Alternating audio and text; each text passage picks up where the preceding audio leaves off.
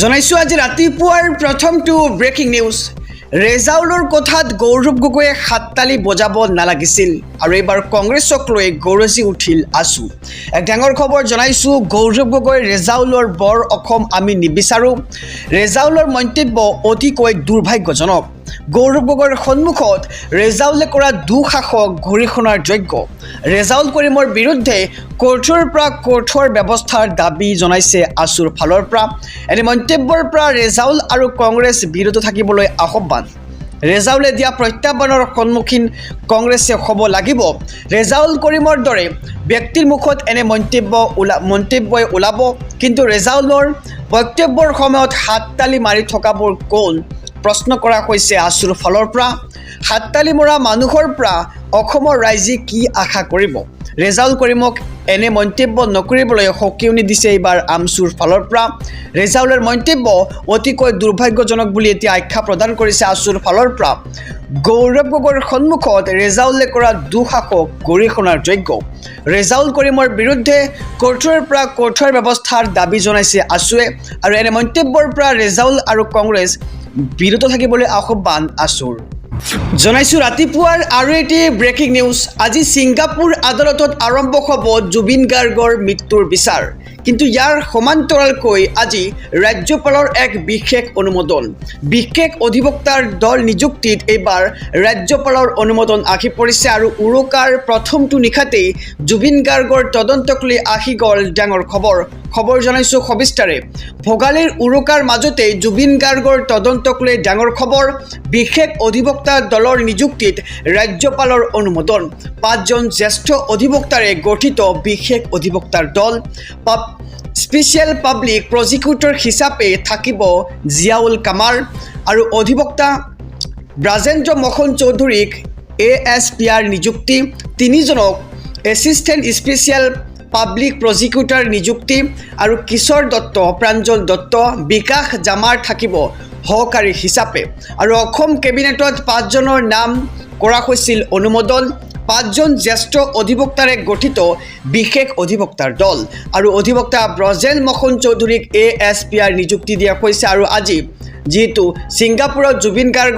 ছিংগাপুৰৰ আদালতত জুবিন গাৰ্গৰ মৃত্যুৰ বিচাৰ চলিব আৰু ইয়াৰ মাজতেই ভোগালীৰ উৰুকাৰ মাজতেই জুবিন গাৰ্গৰ তদন্তক লৈ আহি পৰিছে ভাল খবৰ, ডাঙৰ খবৰ। বিশেষ অধিবক্তা দলৰ নিযুক্তিত এইবাৰ ৰাজ্যপালৰ অনুমোদন আহি পৰিছে। জনাইছো আৰু এটি ব্ৰেকিং নিউজ, ডাঙৰ খবৰ। 2026ত চৰকাৰৰ লক্ষ্য হৈছে প্ৰতিমাহে 2খনকৈ জিলাত চলিব উচ্ছেদ আৰু ইতিমধ্যে সাজু কৰা হৈছে তালিকা। ডাঙৰ খবৰ জনাইছো সমগ্ৰ ৰাজ্যবাসীক। 2026ত চৰকাৰৰ লক্ষ্য প্ৰতিমাহে 2খনকৈ জিলাত চলিব উচ্ছেদ। প্ৰচণ্ড শীত হওক অথবা গৰম চলি থাকক, ৰাজ্যত 12 লাখ বিঘা ভূমি চলিব প্ৰশাসনৰ বুলডোজাৰ উচ্ছেদ অভিযান আৰু হাতে হাতে তালিকা লৈ সাজু হৈছে প্ৰশাসন। বেদখলকাৰীৰ বিৰুদ্ধে কোনো কাৰণতেই উচ্ছেদ বন্ধ নকয়। এখনৰ পিছত আনখন জিলাত চলিছে উচ্ছেদ অভিযান। এই পৰ্যন্ত 1,60,000 বিঘা ভূমি বেদখলমুক্ত হৈছে। বৰ্তমানেও অতি কমেও 12 লাখ বিঘা বেদখলকাৰীৰ কবলতে আছে আৰু সকলো বেদখলী ভূমি উচ্ছেদ কৰা হ'ব। মুখ্যমন্ত্ৰী ডক্টৰ হিমন্ত বিশ্ব শৰ্মাৰ এই ডাঙৰ মন্তব্য। 2026ত চৰকাৰৰ লক্ষ্য প্ৰতিমাহে 2খনকৈ জিলাত চলিব উচ্ছেদ অভিযান। প্ৰচণ্ড শীত হওক অথবা গৰম চলি থাকক, তাৰ মাজতেই উচ্ছেদ চলিয়েই থাকিব। ৰাজ্যত 12 লাখ বিঘা ভূমি চলিব প্ৰশাসনৰ বুলডোজাৰ উচ্ছেদ অভিযান। হাতে হাতে তালিকালৈ ইতিমধ্যে সাজু হৈছে প্ৰশাসন। বেদখলকাৰীৰ বিৰুদ্ধে কোনো কাৰণতেই উচ্ছেদ বন্ধ কৰা নহয়। এখনৰ পিছত আনখন জিলাত চলিছে প্ৰশাসনৰ বুলডোজাৰ উচ্ছেদ অভিযান। জনাইছো ৰাজনৈতিক প্ৰেক্ষাপটৰ এটি ডাঙৰ খবৰ। ভোগালী বিহুৰ পিছতেই ৰাজ্যত হ'ব নতুন পৰিৱেশ।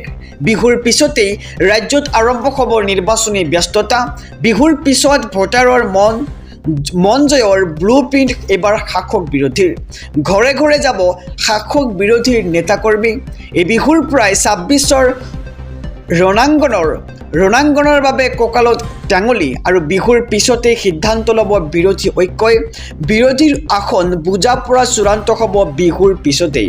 26 জানুৱাৰীৰ পূৰ্বেই বৈঠকত আহিব বিৰোধীৰ শিবিৰ আৰু কংগ্ৰেছ হাইকমাণ্ডৰ আসন বুজা পৰাৰ বাবে সেউজ সংকেত।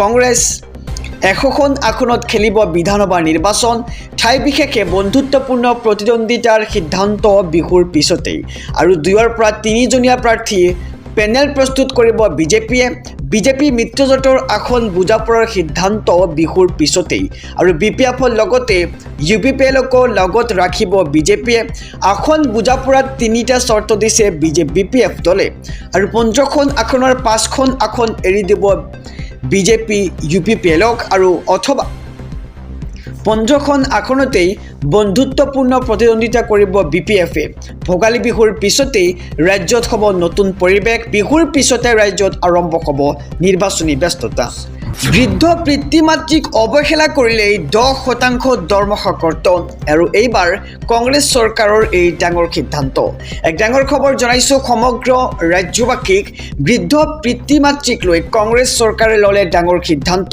বৃদ্ধ পিতৃ মাতৃক অৱহেলা কৰিলেই সন্তানৰ কৰ্তন হ'ব দৰমহা আৰু চৰকাৰী চাকৰিত নিয়োজিত কৰ্মচাৰীক লৈ আহিব নতুন বিধেয়ক পিতৃ মাতৃক অৱহেলা কৰিলেই কৰ্তন হ'ব 10% দৰমহা কৰ্তন হোৱা দৰমহা পোনপটীয়াকৈ যাব বৃদ্ধ পিতৃ মাতৃৰ হাতলৈ আৰু পিতৃ মাতৃক অৱহেলা কৰা সন্তানৰ বাবে কঠোৰ হৈ পৰিছে চৰকাৰ পিতৃ মাতৃক অনাদৰ কৰাৰ অভিযোগ পালে চৰকাৰে ল'ব কঠোৰ ব্যৱস্থা পিতৃ মাতৃৰ নিৰাপত্তা নিশ্চিত কৰিবলৈ এই পদক্ষেপ এইবাৰ তেলেংগানাৰ কংগ্ৰেছ চৰকাৰৰ সন্তানৰ দৰমহাৰ পৰা কৰ্তন কৰি সেই ধন জমা কৰা হ'ব বৃদ্ধ পিতৃ মাতৃৰ হাতত আৰু আগন্তুক বাজেট অধিৱেশনতে উত্থাপন কৰা হ'ব এই বিশেষ বিধেয়কখন 2017 চনতে ভাৰতৰ প্ৰথম ৰাজ্য অসমে লৈছিল এই পদক্ষেপ আৰু বিৰোধীৰ প্ৰতিবাদৰ বাবে অসমত নীতি প্ৰণয়নত আহি পৰিছিল বাধা 9 বছৰ আগতে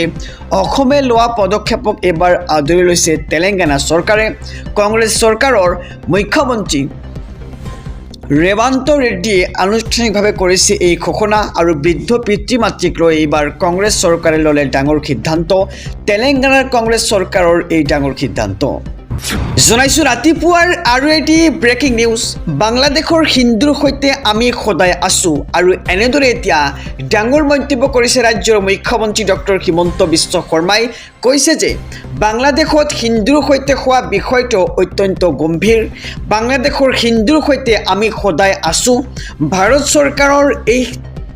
চৰকাৰ এই ক্ষেত্ৰত অত্যন্ত চিন্তিত আৰু বাংলাদেশত হিন্দুৰ সৈতে যি হৈ আছে সেয়া হৈছে দুখজনক বাংলাদেশত হিন্দুৰ ওপৰত চলা অত্যাচাৰ বন্ধ কৰাৰ চেষ্টা চলাম আৰু ভাৰত চৰকাৰকো এই ক্ষেত্ৰত অনুৰোধ কৰিম বৰাকত এই ডাঙৰ মন্তব্য ৰাজ্যৰ মুখ্যমন্ত্ৰী ডক্টৰ হিমন্ত বিশ্ব শৰ্মাৰ আমি জনাইছো আকৌ খবৰটো বাংলাদেশত হিন্দুৰ সৈতে হোৱা বিষয়টো অত্যন্ত গম্ভীৰ বুলি আখ্যা দিছে ৰাজ্যৰ মুখ্যমন্ত্ৰীগৰাকীয়ে বাংলাদেশৰ হিন্দুৰ সৈতে আমি সদায় আছো বুলি এক প্ৰকাৰ ডাঙৰ মন্তব্য মুখ্যমন্ত্ৰীগৰাকীৰ আৰু ভাৰত চৰকাৰ এই ক্ষেত্ৰত অত্যন্ত চিন্তিত বুলি এক প্ৰকাৰ ডাঙৰ মন্তব্য ৰাজ্যৰ মুখ্যমন্ত্ৰী ডক্টৰ হিমন্ত বিশ্ব শৰ্মাৰ